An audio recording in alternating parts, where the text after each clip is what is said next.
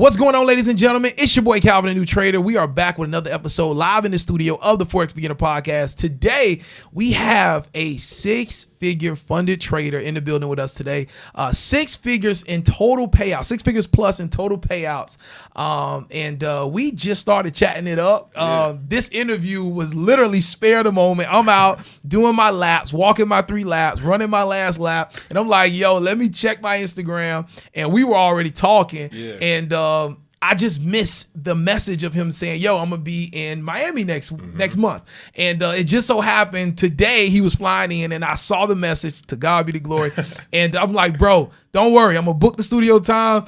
Let me know if you can meet me. Let's have this conversation. Let's talk. So, ladies and gentlemen, we got Ray Vaughn in the building. What's up, bro? What's going on? I appreciate your time, man. You know, it was last minute, but we pulled it together. Come on, man. Come on. We got to support each other for sure. That's it, man. That's it. And, bro, so we were already talking, and we was already getting deep already.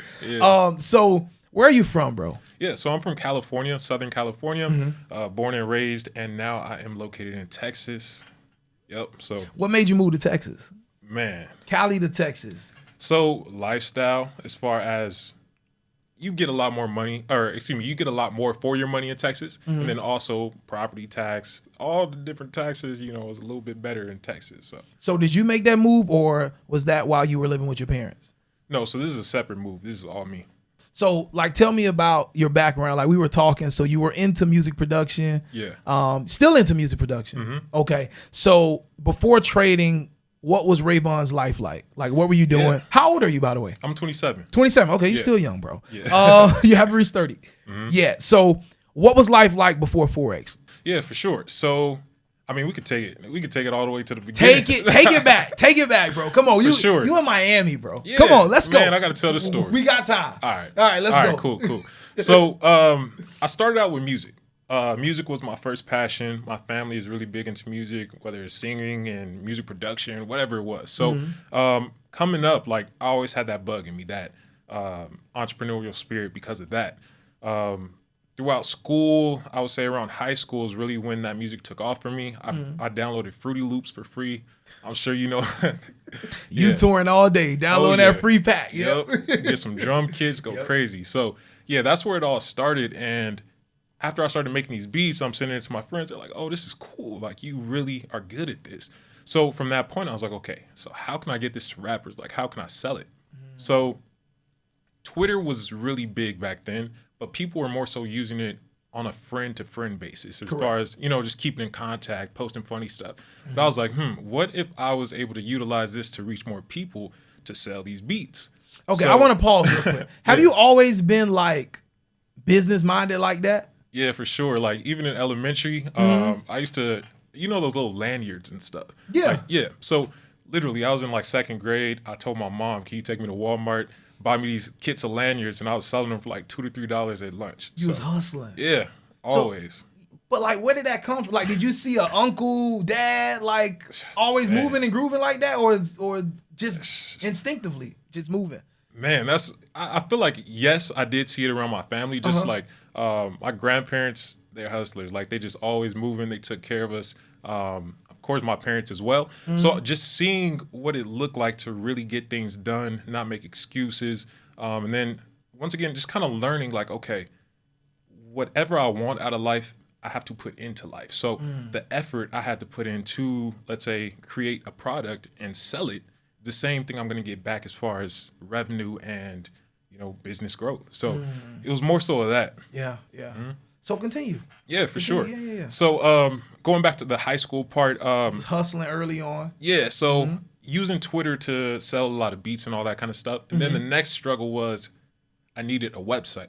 So this is before Wix. This is before all the easy, free website creators and all that kind of stuff. So I ended up having to teach myself how to code. Because I'm like, okay, I need to have a beat store to sell these beats. So from there, I created a beat store and started selling beats on Twitter. And in high school, I was probably making $100 a day or more. And back then, I didn't know what to spend it on. So Wingstop, you know, and other places like that. But I understood like, okay, I can actually do this. So I started setting goals for myself. Like, okay, I want to do 250 a day, 300, you know, really pushing it. How old were you? Like 16, 17? I started producing at 14. Okay. And I started selling my beats at 15. Wow. Yeah. Okay. So you 15 years old and you're making what, like an extra $1,000 a month? Yeah. And it was funny too, because like I had to get PayPal to actually get the money from these people paying me. But I wasn't old enough to have a PayPal account. So I would ask my mom, I'm like, hey mom, can you sign up for this real quick so I could, get the money through? And she was like, all right, That's crazy. But that's one thing I could say is they always did kind of support me and give me a outlet to do what I envision. So that's what's up, man. So you already have this appetite for success. Yeah. You understand, if I create something that people have a demand for, then I can monetize said thing, right? Exactly. So you understand that early. So when does the day trading, the financial markets, when does that start piquing your interest? Yeah, for sure. So that picked up right after high school, actually. So after high school, I had a choice. I was either going to go into electrical engineering, which is what my family wanted me to do because of the fact they all came from a background of bachelor degrees, very structured jobs like working for the city, things like that. So I was the first one to really go a different path, and it scared them for sure. But I chose to go to a music school in Hollywood, California. So when I went there, I was 17, moved out there by myself. Wow. Lived in an apartment by myself. They let you do that? Yeah. Well, you were already in Cali, so you wasn't that far from home, were you? I was probably like an hour and a half, 2 hours. So it wasn't yeah, crazy. yeah, that's not bad. Like, if something happened, they there. Yeah, for sure. Okay, cool. But Hollywood is a different beast, especially being 17. So, it was a lot of trust they had to put into me. But basically, during that period, I actually met another producer that introduced me to MetaTrader. So we were literally sitting in the studio together. He shows me his phone, and he's like, yeah, I made like an extra $200 right now just in the studio. I'm like, hold on. I'm like, you gotta explain this. Like, you can't just tell somebody and show them, you know what I mean? So once I seen them, the blue numbers on the screen, I'm like, okay, I got to figure this out. Yeah. So he told me it was MetaTrader. I downloaded it, started digging deeper into what it is, and the rest was history. Like, all I needed was to see the opportunity that something can bring, and that sparked something in me, and I just kept running with it. Unfortunately, like, he ended up not keeping up with it after a couple months, and I did. It always happens like that. Yeah, right? Yep.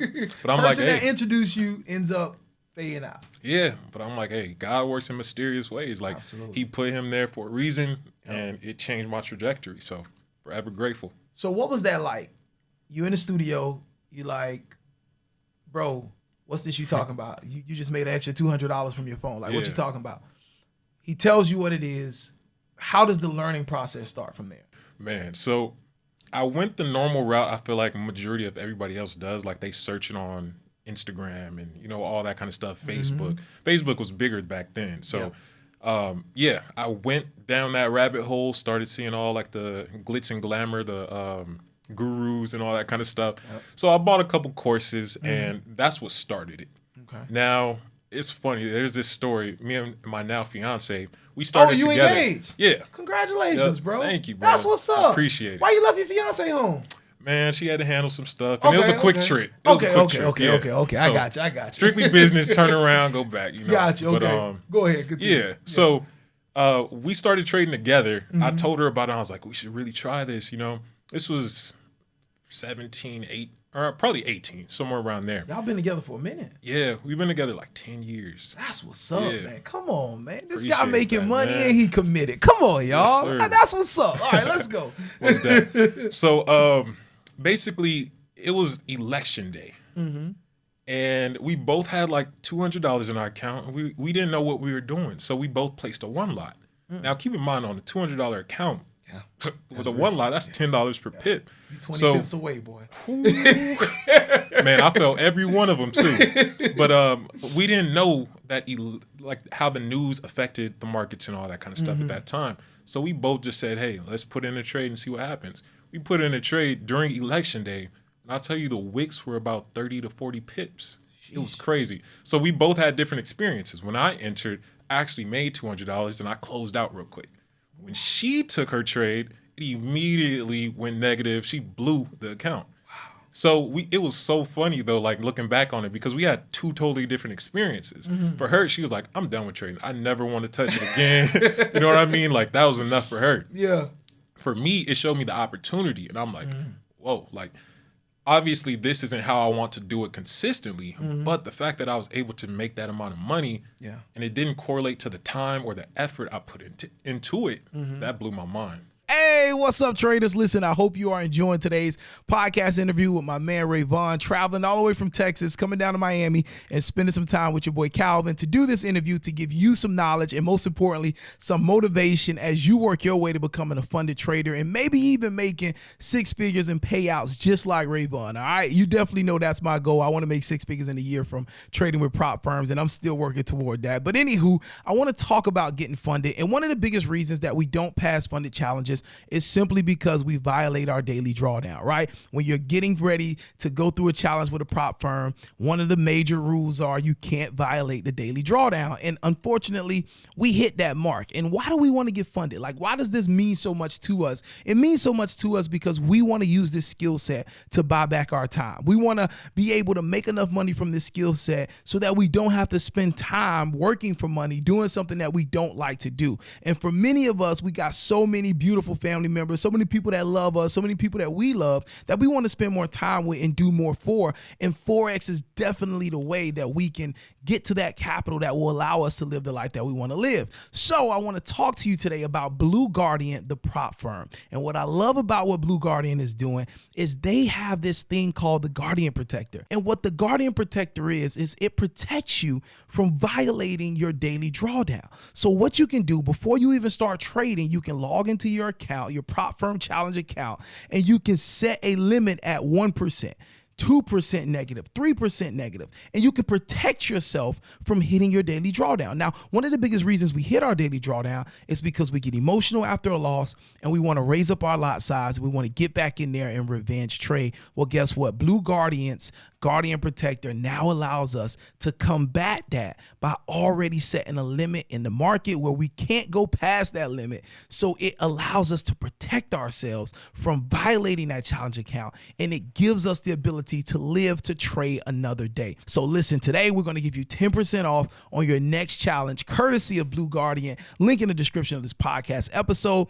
Enter coupon code NEWTRADER, the number 1 at checkout. You're going to get 10% off your next challenge. And guess what? You are rocking with a prop firm that is in your favor, leveling the playing field so that you have a good chance of actually passing the challenge and moving on to getting funded. All right, let's get back to today's podcast interview.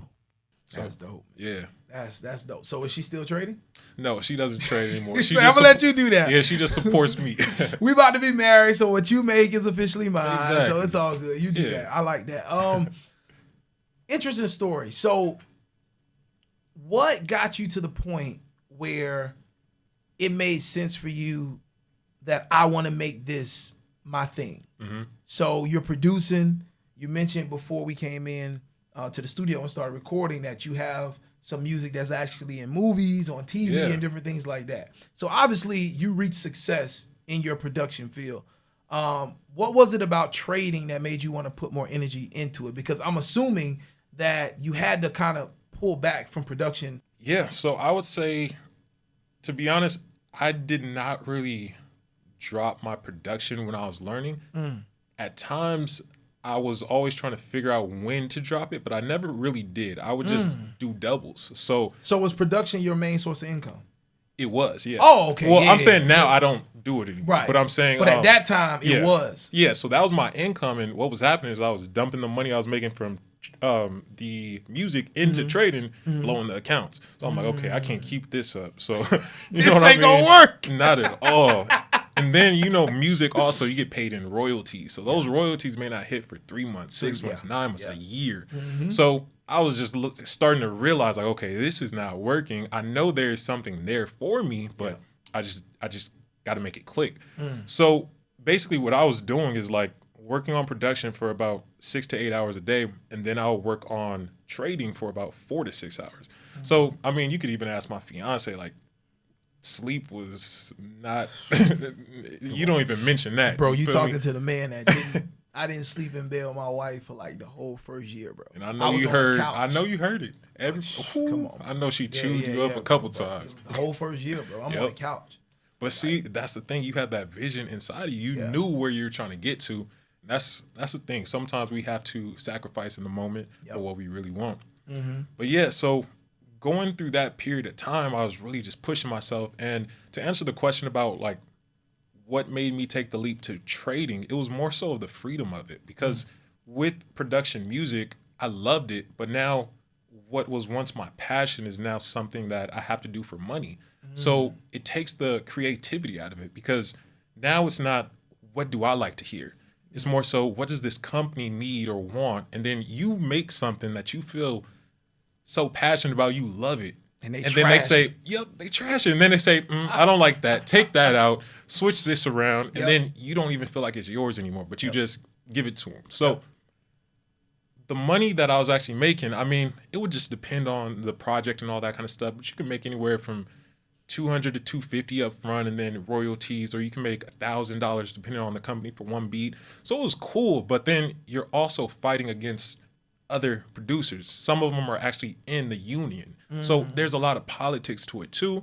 And trying to get consistency with it, it's like, it's very hard if you don't have the right connections, you know? And then me being so young, it's like, I'm trying to put my foot through the door, and I'm trying to also be loyal to who I came up with, because I could try to go out there and do things on my own, but then it goes against my morals. I'll put it like that.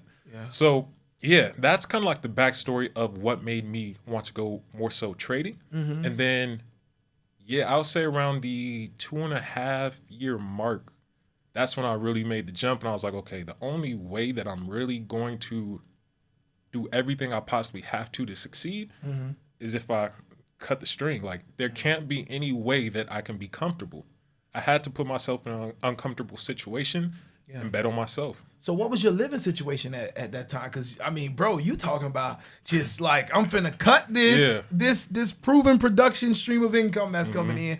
You living in California. Hello. Come on, bro. Yeah. So it's like, how did you just financially planning and like, bro, how did that work? Because it's a lot of people watching right now saying, let me get my popcorn because I want to know. I'm tired of working. I want to make the jump too. So how did you make that work? Man, so talk to me, man. For sure. So I'm really, really big on the mental side of things. Like not only the religious side, but also like I was mentioning, Think and Grow Rich and stuff. I truly believe a lot of my success is due to that book and what it caused to spark inside of me. So it really taught me the power of the words you speak. It taught me the power of your habits. It taught me the power of your subconscious mind. So when I was younger, I didn't know any of this stuff. So I would just go to sleep with the TV on or playing games all day, this and that. And I realized now that that was so much wasted energy. So once I actually started diving into Think and Grow Rich and other topics like that, it taught me how to put focused attention on a desired outcome. And at the time I was living with my grandparents, and that's really honestly what I started doing. I started looking into these books. I started putting into practice what they were talking about. So really just sitting in the still quietness and really asking yourself, what do you want? Why do you want it? And then really picturing yourself there. And the mind has a funny way of filling in the gaps. So if you can picture an outcome that you want, your mind already has the answers to the middle pieces. You know what I mean? So then as you start working towards it, new doors open up. I mean, similar to this podcast where like, you know, who would have known the literally the hour before I get on that plane, you know what I mean? It lines up. So I'm a firm believer in things will always align how they're supposed to. So moving out of my grandparents' house, that was more so of understanding, once again, I have to put pressure on myself. If I'm too comfortable, there's no more space to grow. Facts. You know, and I was very appreciative of everything they've done for me. Same thing with my parents, but I knew there was a cap on it. And it's like, I can't say I'm a successful producer or a successful trader if I'm living with my grandparents or my parents, you know what I mean? So from there, I just kind of put the pressure on myself and said, you know, let's get an apartment. That's the next step.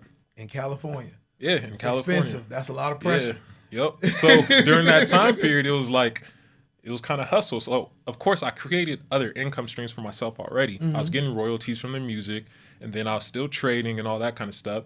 So it helped. And I'm a firm believer as well, like having the right partner is huge because the partner that believes in you and can see the vision you're going towards and says, you know what, I'll support it any way I can. Yeah. You know, it's going to be hard to fail. Yeah.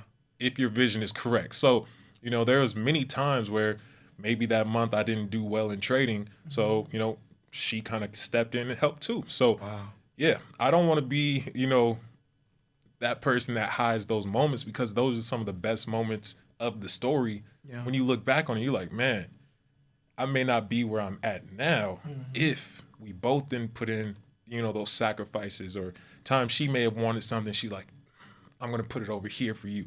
You know what I mean? Yeah. So that's what's up. It's that's truly love a blessing. Right there. Yeah. For sure. I like that. That's what's up. What's your fiance's name? Rihanna. Rihanna? Mm-hmm. Shout out to Rihanna. Yeah, all right, for sure. that's Shout what's out. up. Come on, man. I love it, bro. So 6 figures in payouts with prop firms.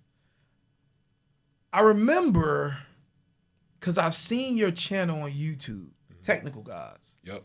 You were talking about prop firms a while ago. Yeah. You know what I mean? So you were talking about prop firms, I believe, when funded talent was something. Yeah, right? So that was the thing is funding talent actually gave me my first 5-figure payout.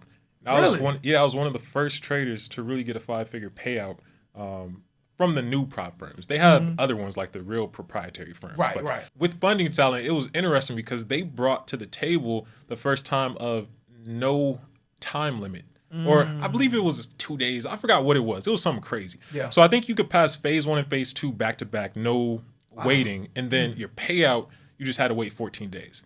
So once again, I feel like you have to just simply prepare for opportunity. I always just worked or grinded, right? You just in that mentality of like, I'm just trying to figure this out. So I got to a point in my trading where I was so consistent down to I'm only trading this specific time window and I'm only looking for this specific thing and, you know, every piece of the strategy. So I started passing these prop firm challenges with the fun and talent very easily. I ended up passing one of them, like phase 1, within 3 hours of getting an account. Phase 2, I believe that same day, and literally it lined up perfectly because they paid out on the 15th. And I think they just removed the payout delay. So now I made money on the funded account. So back to back within a 3-day period, made $20,000, got paid out on the 15th, which was the next day. And that's what started everything for me. I'm like, hold on. So I had to really just, you know, like talk to myself. And I'm like, what did Rihanna say? Like when you showing her this? Man, it was crazy. I still remember it so vividly because like I've had big trading days, but obviously not that big off of personal capital. Yeah. So that trade, I actually stayed up to like 3 a.m. just watching it because I was like, okay, I have to make sure, you know, this thing don't come back against me. So I stayed up to like 3 a.m. Once I closed it, bro, like I got emotional. Just seeing it, I was like, man, like that's crazy. You know how many times things come against you, right? Whenever you're trying to achieve something great, especially with FOREX, because everybody says it's impossible. You can't do this. You can't do that. And it seems like, bro, like, I don't know, you just hitting them points for me. It seems like, especially when you're growing in the skill set, it's like the trade setups that you feel super confident about, they show you a little potential and then they just eat you alive and go the other way, right? And it's like your heart just gets torn apart because it's like, man, like I was disciplined this time. I waited for the entry. I used proper risk management, and it just go. You start talking to the market. You really gonna do that to me? You gonna do this to me? You start taking it personal. You start taking it personal. So you're right. Like it's like, as a trader, we get denied so much that when it's finally there, a lot of times we be like, okay, is this real? It's hard to believe. It's hard to believe. Yeah, bro. Yeah, it's very hard to believe sometimes. But that was the thing is like, I just took a moment, like I had to meditate and just really just take everything in. I'm like, I'm extremely grateful because the thing is, prop firms are amazing if you're ready for them. So if I didn't put in the work, I think that was 2021 or something. It was around COVID. And you started trading what, in 17 or 18, right? 16. You started trading in 16. 16. In 16. Wow. Yeah. So you had put time. I'm grinding that whole time. Like I'm building 17, personal 18, accounts. 19, 20. 20. That's 4 years. That somewhere around there. Yeah. Wow. So I'm putting in all that time, learning the skill set, building my live accounts myself on my broker accounts. And that comes around and I'm like, I'm ready for the opportunity. So being ready, I was able to capitalize on it, get the payout, and that really sparked everything for me because now I'm like, okay, I can put that into my own live account now, use proper risk management, and continue building that alongside these prop firms. So now, to me, it's like you were saying earlier, you have to see your P&L as far as business with trading. Yeah. You have to treat it like a business. So now I know important. I've made... in this case, $20K, and if I buy another prop firm challenge that's $500, that means that I simply have to make sure I'm profitable within that frame. Yeah. So it may take 2 accounts, and I spend $1,000, but after that $1,000, if I can get funded and, like you were saying, make 1 to 3%, the return on that 1 to 3. Yeah. Tell me what else in the world is going to give you that return.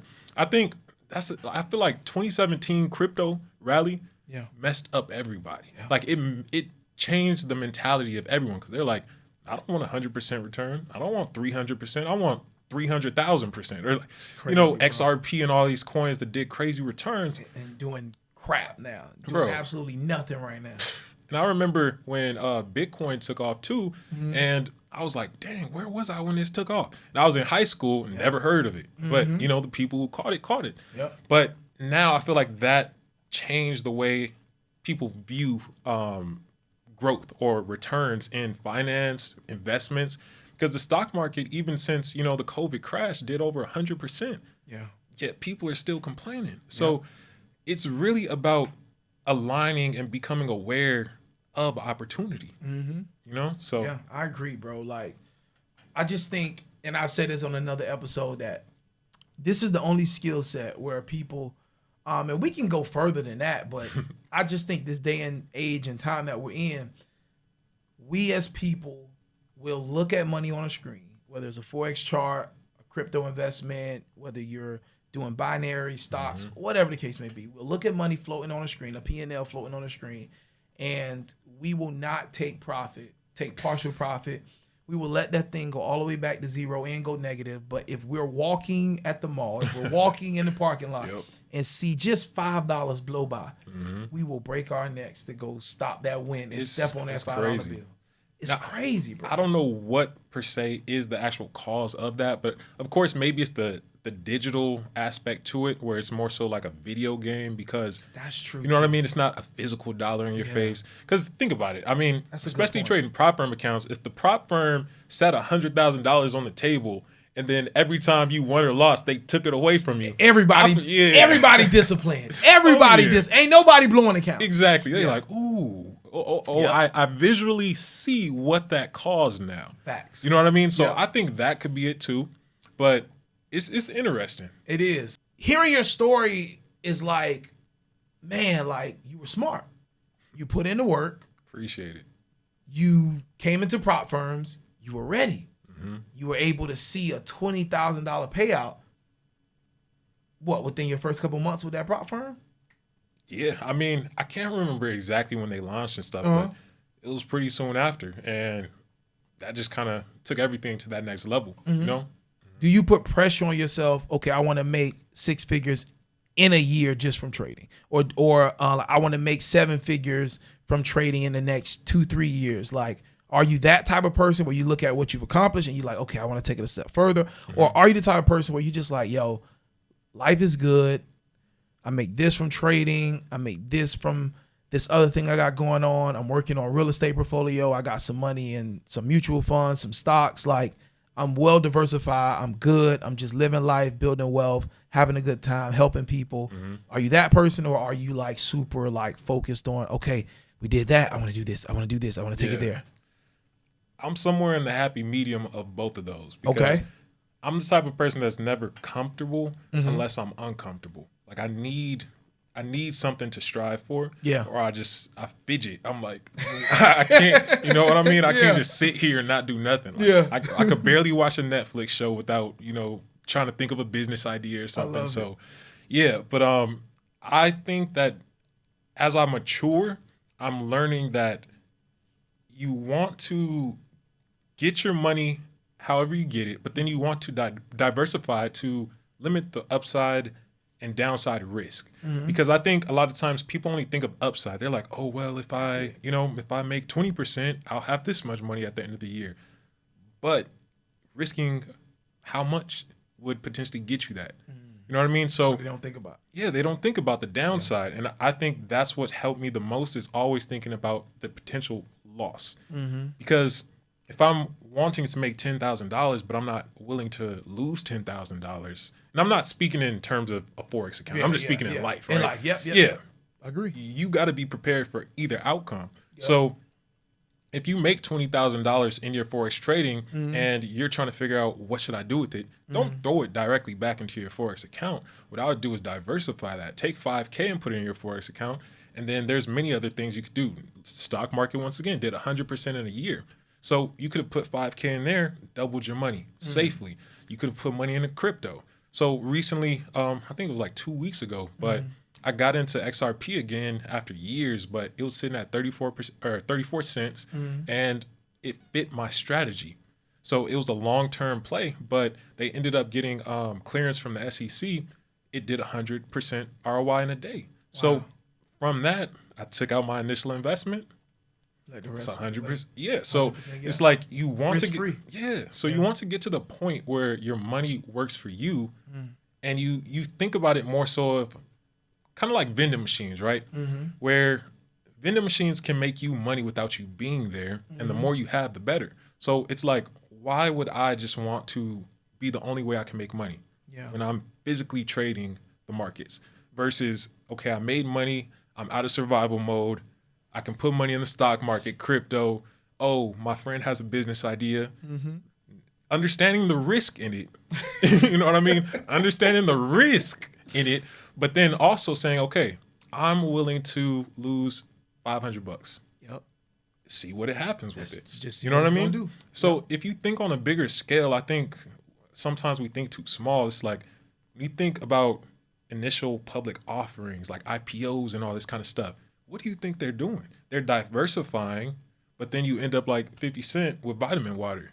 The thing is, your brand a lot of times or what you invest in makes you more money than what you can do because you're only one person. I think in the trading industry, of course, like we have a lot of upside potential, but you have to understand, like if your goal is to make 100 million in the Forex markets, what are the odds of that in history? Look at Ray Dalios, look at Linda Raschke, look at all these people, Chris Lowry's that are amazing and have been around for years and years. What did they achieve logically? Yeah, you know what I mean? I think a lot of times we don't ground ourselves in reality. That's fact. We're just like, oh yeah, I'm gonna flip this $100 account to $10,000, $100,000. You know how hard that is, and how many times you're going to fail before potentially even getting close to it. Versus doing something more logical, saying, okay, why don't I, once again, invest into the prop firm challenge, get that first payout of 3 to 4K, split that up, diversify however you want to, put, 25% back into prop firm challenges and start building up that way, which is more logical. It's a little bit slower at first, but you build a foundation for yourself. Yeah. So, yeah, I feel like I'm a lot less risky now. I'm more grounded and focused on building a steady staircase instead of trying to leap. I agree. I mean, bro, you getting ready to become a husband, bro. And you want to have kids. So I think that also comes with your age and maturity, you know what I mean, as well. But, bro, I just totally agree. Like, as I look at just how short life is, you know what I mean, and I look at just the opportunity that we have available to us, we are going to be judged based on, and for some people that don't have a faith or religious belief, you're going to look back on your life when you get older, and you're going to judge yourself based on the opportunities that were available to you and how well you took advantage of those opportunities. Oh, yeah. And so I think that what you're saying is just spot on with just when we get into this place where we got Forex and it's now adding to our lives, we have to be good stewards and smart about how we use that money to produce more for us. Exactly. You know what I mean? So I 1000% agree. Trading. Mm-hmm. So I hear you talk a lot about order blocks. Yeah. Is that like how you trade? Is that like the foundation of your trading strategy? So it's a piece of it, and this is a touchy topic because of talk to me, man. Yeah, like because of smart money and ICT and all them. What are order blocks? I'm gonna give you my understanding of them. Okay. So real quick though, I do trade certain concepts from smart money or ICT. The thing what is smart money? What is ICT? It's just supposed to be a logic or an algorithm to the market. So similar to how you have support and resistance strategy, you have this strategy that's based on the logic of the market as far as certain things like imbalances, inefficiencies, order blocks. So where institutions would be getting in and out of the market, big money like whales and all. So it's more so of that logic. Now, I don't like to get too involved with one specific group or strategy because I feel like I'm a culmination of everything I've ever experienced, whether it was support and resistance or supply and demand, order blocks. So I feel like it's all about how you put the pieces together in all your experiences. You know, that's what helps you get your edge in the market. But I agree. To go back to what order blocks actually are, as far as my understanding is, it's, for an example, a bullish engulfing candle, right? So you have small bearish one and then a large bullish one.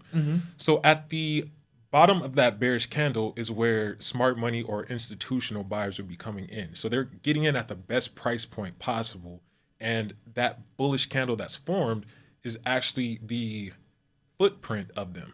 So we, as retail traders, don't have enough volume or, volume to push the market very strong. It would have to be something bigger than us, institution smart money. So that logic just simply helped me understand candlestick patterns more, how the market moves, why it bounces off certain levels. So order blocks are one part of it. I focus on, order blocks, liquidity, supply and demand, and then just the logic of how the market moves. For example, looking at the size of candle bodies, understanding what wicks mean, because there's different kind of wicks. There's wicks that show exhaustion or what I call order consumption.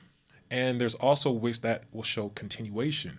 So it's really about the experiences behind what the market is telling you. You have to dive into your reservoir, your subconscious mind, and pull out that data that you've experienced over the last few years of your experiences. Yeah. You said a lot right there. So how long did it take you to get into that? Was that a part of the courses that you brought? Was that a part of, a mentor that you had, or was it really just trial and error and just internet researching? Yeah, for sure. So I think it's a bit of both. I had a mentor, his name was Duran, and shout out to him. The way he taught made so much sense to me. How did you find him? Through a previous group I was in. Okay. Yeah, so he kind of did his own thing, and his logic just made sense to me. And I was like, I started looking at the market completely different. Before it was more so I never knew why something actually happened. I just felt like I got lucky. So, for an example, I think Fibonacci is important, and if used correctly, you can succeed at it. But the way I was taught is more so go to the daily H4, put a fib from a high to a low. Hit that 50 at 618. Exactly. Rejection. Bingo. Candle. Take the trade. Going in. But for me, it was I know my personality is not a swing trader. That's not me. So taking these trades off of a 50 or a 61.8 on the daily, and your stop loss is 60 to 75 pips, and you're aiming, back then, everybody was talking about 1-to-1s or, negatives. So you're risking 1 for 0.5, and it's that just never made sense to me. I'm like, how am I supposed to be profitable over time with this? And then that's not to count for the mistakes you make. Yeah. So the human error, as far as you enter and then you don't believe in the trade, so you exit, and then you're like, oh, it's going my way, so let me get back in. And you do that 2 or 3 times, now your risk tripled. So Facts. A lot of times that's not talked about. Yep. But what always clicked to me was structure. I could understand market structure night and day. It was it was my thing. So I ended up conversing with a friend that also traded, and he was great at basically using the higher time frame picture to find his swing trades. And I was telling him, like, I'm just not into that. So what I did was took that same exact logic that we were going back and forth on. I was like, why can't I do this on the M30, the M15, the M5, the M1? And it clicked to me finally how the market is literally a fractal. And what a fractal is basically a picture within a picture. So if you think about a snowflake, for an example, if you break any piece off of a snowflake and put it under a magnifying glass, you'll see a picture of the whole snowflake within it because it's a fractal. Okay. Yeah, it goes deep. That's crazy. Yeah. Yeah, okay. So like Keep all going, that. keep going. Yep. So basically, once I started truly understanding how the market works, it's like the daily is showing you the same candlesticks as the H4 or the H1. You just simply have to choose which one you want to trade based off of how long it's going to take for the market to play out. Yeah. And then let's say H1, for an example. If you focus on risk to reward versus pips, it's like I can get a 1 to 3 on the same technically higher low to higher high move on the M1, M15, H1. It doesn't matter. It's more so of the mindset of what do you feel comfortable with and what do you want? Like, you have to make your mind up in trading, because I think that's one of the biggest things I've noticed, like just mentoring others, is they're looking for someone to answer every question, like make every decision for their life. It's like chess. They want you to move their piece all over the board, you know? That's what makes you successful, is developing your uniqueness in the markets. I think that's all you can do. Because the minute you act just like the other person, you're acting like the masses who fail. So it's like you have to develop yourself. You have to find your own intuitive edge over the market, you know? So, yeah, I think it's just one of those journeys. Like, everybody has to experience it. But I've definitely encountered a lot of times where, you know, people ask me, like, did you take profit yet? Do you know, are you going to parcel out here? How much are you parceling out? It's like they really want you to decide everything. And at the end of the day, what I feel was enough may not be the same for you. Because if I'm trading, you know, 6 figures in funded accounts, 0.25% today could be amazing for me, but it could turn into a couple $100 to $1,000, you know, with my funded accounts, versus you may be trading your personal account or with 50K funded account. So now you feel like you need 1% or 2%. So I can walk away just being grateful for the move. And that's the mindset I started developing over time. I had to move away from money. Money is going to be the detriment to everyone's success. Is when you focused on money, you see, okay, I lost a trade. You don't see it in percentage, but you see it as, oh man, that was $1,000. That's all you focus on. That's all you're How focused on. I'm gonna come back from that? And as soon as you allow emotion to come in, it's a wrap. As soon as you let it. So that's been my biggest thing, is learning how to detach from the numbers on the screen, understanding that trading is no different than life. You're taking calculated risk, and you're overall trying to develop an edge alongside as your psychology to make sure you can accurately, you know, play that edge out in the markets. Because if you don't play it out correctly, but you still see that it's 70% accurate when you back test it, that's not going to do any good for you. It ain't gonna help you grow your know? account. So you have to become better. Like, that's the only choice you have. And it's like, you can, I feel like Einstein said it best. Doing the same thing over and over is the definition of insanity, and expecting a different outcome. So if I am not being as disciplined as I know I'm supposed to be, if I'm FOMOing into trades, if I'm risking too much, so over leveraging, and I think that this time will be different, I'm insane. Like, simply. But see, I also feel like you have to be insane to win in trading, because the opposite is just as true.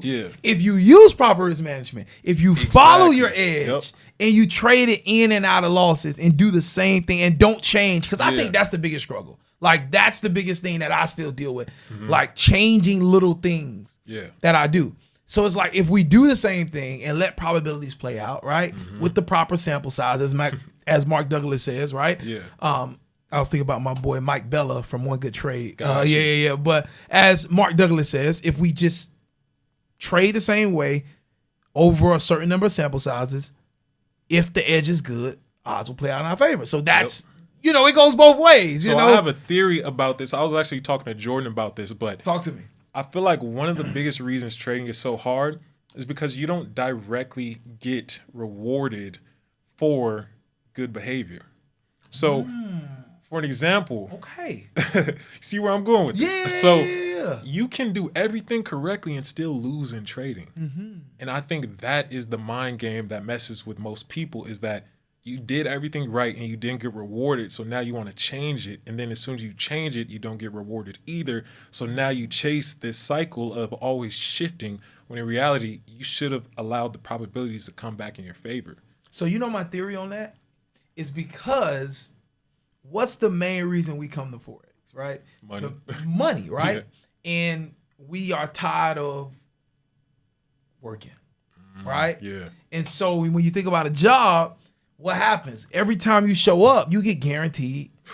Yeah. Every time you show up, you're guaranteed to make money. It doesn't matter about the quality. It don't matter about the quality. It don't matter how you do it, the attitude. If you clock in and you physically there, you getting paid. Yeah. They cannot say we not paying you. It's just against the law. And see, you know what I mean? They're making a mentality of people that just simply will never succeed at trading. It feeds right into what you said. Yeah. We come to the market if I show up, I should get something. I should get something. Oh, I woke up at 3 a.m. this morning. Yeah. I was patient. I was diligent. I waited for my setup. I got in. It went the other way on me. And see, that's the thing. Once you aren't confirmed, because for us, confirmation is seeing positive equity in our account. So once we don't see that, what do? Get upset, make more mistakes. Because we're like, shoot, well, if the market didn't want to give us anything there, I'm going to take it. I'm going to take it. I'm going to get something today. Yeah, I'm going to get something. I'm not leaving here. I'm not leaving until here. I get something. You're going to give me something. Look up that account, 50% negative. That first account, 50% negative. Look, go that negative. You like, look, let me just pull it out. Maybe just take myself to dinner before it's all gone. I recently, it hit me that, Calvin, you've been studying all these strategies and you've been trading and you've been building all these different experiences in the market. However, you've never educated yourself on what truly moves the market. You've never done the back work to see who the players are, how the money moves, when they like to take moves. Like, you never researched the history of the market you're participating in. You literally just came in looking for opportunities to participate and make money, but you never researched who you're playing with. You know what I mean? Preach. Bro, so that is more recently. So, bro, this third year for me, this is my third year. Okay. This has been a groundbreaking year. You know what I mean? And I used to brag, a little bit like, hey, it's Calvin, new trader, my second year trading, getting funded. I made 5+ figures. I didn't make 6, but I did really good, 5+ figures in payouts from a prop firm. And I used to brag about that. But I recently started saying to myself, now, this year that I really started being focused, bro. Now that I look back on it, bro, I got lucky, bro, because I was not trading. Okay, I knew how to trade, but I wasn't when I think about all those consistent payouts over a year and a half of payouts, bro, every time I traded, well, not every time, but I traded many different ways. Yeah. I didn't have a set time. I didn't have a set structure. Okay. I didn't have a set way of coming to the market, a set thing. I was literally coming to the market. Okay, I see price doing this, uptrend there, I think it's going to do this. I mean, so you had the eye for the market. You didn't have the strategy. Yeah. So I'm just trading technicals. Yeah. Just based off what I see. But there was no structure, bro. And as you get matured in Forex and you really want to make this work as a part of your portfolio, structure is everything. Execution is everything. Documentation is how you make your money. Yep. You know what I mean? Knowing when and when not to come to the market. Exactly. It's everything. And so this year has really just been me going to the mastery level now, where it's okay, I'm not trading to make money. I'm trading to master this skill set. And the results of mastery is make money. Yep. You know what I mean? 100%. So I'm saying all this to come to you right now. How do you hold those crazy risk to reward trades, bro? Man, I think it's just, once again, a culmination of experiences. I've realized that I've been more upset at myself for not holding those extended targets than closing out. And, my minimum is a 1 to 3. So Wow. Yeah, for my That's like my maximum. Golly. Yeah, so like for me, it's like 1 to 3s. I've done them for so long now. It's like it's comfortable. It's like, it's just normal for me now. So if I don't see, like you said, if I don't see anything on the chart that's telling me to exit the trade, I have to let it go, because once you start to understand how the session times work, you understand that New York and London are really what creates the price points, like basically like the highs and lows that I don't really trail my stop, but a lot of people do. Like, you don't want to trail your stop off of any high or low you see or lower high you see. Look into session times, because Asia liquidity, a lot of time it gets ran, but London and New York, a lot of times maintain and set each other up. So just with that logic, I understand if I catch a trade during New York and it's going great, it's floating 30 to 40 pips, I don't even need to look at the market into London. You know what I mean? So it's more so the logic behind when the market would actually move. And besides that, it's like I let it do its thing. So it kind of comes back to this like mindset I have, where the only thing between where you're at now and what you want is time. You know what I mean? So Wisdom. Yeah. So it's like, if you really think about it, how we're talking right now. Yeah. An hour is going to pass no matter if we like it or not. The only difference is what was done in that hour. I could close right now, suffer, and then look at, in an hour, it continue going my way. Or I could say, okay, the market did not give me a reason to get out. My strategy is still playing out, sit on my hands. And at the end of that hour, you see that you got rewarded even more. You know what I mean? So it's really just coming to terms and understanding that the emotional pull you feel from trading isn't real. It ain't real at all. It's not real. It's the old brain. So I dive deep into like all that kind of stuff too. But understanding what the amygdala in your brain does. That's your fight or flight response. So naturally, we have a very overreactive amygdala. So through things like meditation, breath work, exercise, like running is really good for controlling your emotional response. But learning how you actually function and control it actually makes you a better trader. So understanding what your prefrontal cortex does, and understanding that's your more so logic and conscious brain, where you know how you have those moments of thought where you're like, okay, should I do this or not? That's your prefrontal cortex. So when you're trading, a lot of times you notice how in the beginning of your journey, it was more so like very adrenaline packed, not really much thought put into things. It's like, oh, I see the market moving. I want to get in, buy. That's your amygdala. But once you start developing yourself more and more, you have those little split moments of, should I actually take this position? Would this aid me? Would this help me get to the goal that I actually want to reach? Is this actually allowing me to be my highest self when it comes to trading? Like you get those split little windows of time where you are aware or conscious about your trading. You know what I mean? So you start developing those little pockets, and then the more you pay attention to them and the more you develop them, they get a little bigger. And then I think that's what really helps you become a great trader and be able to hold those trades for longer periods of time, is that window of awareness gets bigger. And when you're inside that window, you're not so emotional. You can look at things with a untainted lens, if that makes sense. Wow. Yeah. Wow. Man, you go deep when it comes to trading, man. Yeah. You go real deep. I mean, the name's Technical Guys. That's true too. Yeah. That's true too. Bro, this has been great for a new beginner or developing trader right now that's watching this video, and they're struggling in their journey. They're hitting their head right now, and maybe they're listening to the things you're talking about. It's like, man, I wish I could be that focused, or I wish I can be that just certain that I will find success eventually, right? Yeah. What advice would you give them?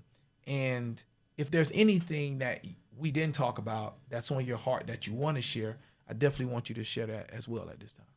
Yeah, for sure. So the first thing I would say is surrender to time. I'll say surrender to time because of the fact that we rush so much. Everything. We rush so much. Yep. But it's because of the age we live in now. So social media and everything is rushed. You only see the highlights, but you don't see, how much time Kobe truly spent taking shots. Yeah. No one will ever know, because a lot of times his coach wasn't even there. You know what I mean? So it's more so of that. It's what you do for yourself when the doors are closed, when the lights are off, like that time, that effort you put in is what's going to allow you to shine in whatever you want to do. So first thing I would say is submit to time. And then from there, find quality information and resources. Don't just go to the first thing you see that has some glitz and glamour, but really do your research and understand that. For an example, if you wanted to learn how to create a clothing brand, would you go for something that just started, recently, or would you go for something like Coca-Cola that's been around since the 1900s? Or at least, like I'm saying, you can go to newer, but understand that wisdom comes from experience. Yeah. You know what I mean? It's that simple. Yeah. So going to the Ray Dalios and really studying their mindsets, why they do certain things, why do they think this way, picking apart that and then determining what kind of trader you want to be is going to be the biggest asset. I agree. Yeah. So I would definitely say that as a piece of advice. And besides that, I would say really ask yourself why you're doing it. When I first started trading, just like everybody else, it was definitely for money. But as you start making money, you realize trading is so much more if you allow it to be. You can do it the selfish route. You can do it the route of you just make money, you kind of do your own thing, you live the life you want to live, you buy the cars, you do this, you do that. Or you can understand that like now you have been blessed with a skill set that can not only bless you and your family, but it can also bless other people. So that's what happened with Technical Gods. I got to the point where it wasn't fulfilling just for me to make money. But now seeing the lives I was able to change is what truly fulfills me. So, getting that question, why do you do what you do? That is why, because the fulfillment truly comes from being able to repeat the success I've experienced. And just like I told you, we're coming out to Miami for Jordan to do an interview with the Funded Trader. And that means so much to me because his story, you know what I mean? What he shared with me and what he was willing to invest in himself, I matched it. I told him, look, I'm the type of person that if you give me 100%, I'm going to give you 110. Wow. You know what I mean? That's and dope. I told him that. Yeah. And That's dope. It meant so much to me to see the fire in his eyes and the fact that he actually accomplished it. Like he pushed himself to the limits and did it. You know what I mean? So it's those moments that make it so much more fulfilling and worth it all. So yeah, once again, I appreciate it, man. Yeah, and man. So where can we follow you, man? Yeah. So you can follow me on Instagram at RayvonFX. You can follow me on Twitter at Technical Gods FX, YouTube Technical Gods. Yeah. For sure, man. Ladies and gentlemen, Calvin, the new trader, my man Ray Vaughn is in the building all the way from Texas to the MIA, man, right here on the Forex Beginner Podcast. Ray Vaughn, we appreciate you, man. Listen, me and Ray Vaughn look forward to running into you at the bank one day, but you cannot meet us there. You got to beat us there. When we pull up to the bank, you should already be walking out, duffel bag on your shoulder, big smile on your face. We just believe we all are going to be successful. That's our way of saying that we believe that we all have something that we're going after and that we going to get there. All right. So, hey, Calvin, the new trader, my man, Rayvon FX on Instagram. Holla at him. Listen, God bless you guys. Take care, and we'll catch you on the next episode. Peace. Definitely.